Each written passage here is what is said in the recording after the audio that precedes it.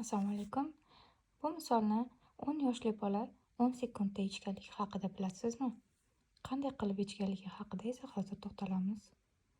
U 1 va 100 sonlarini, 2 va 99 sonlarini, 3 va 98 sonlarini va shu tartibda davom etadi.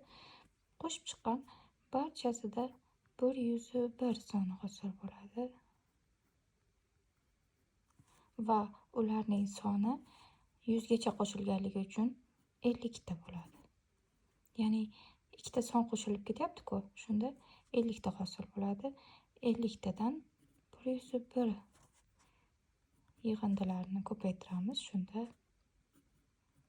5050 soni hosil bo'ladi. Bo'ldi, shu oddiy tartibda bola 10 sekundda bu misolni ishlay olgan. Buning umumiy formulasi esa n ta sonni n+1 taqsim 2 ga ko'paytirish orqali topiladi. Hisoblaydigan bo'lsak, 100 ko'paygan 101 taqsim 2.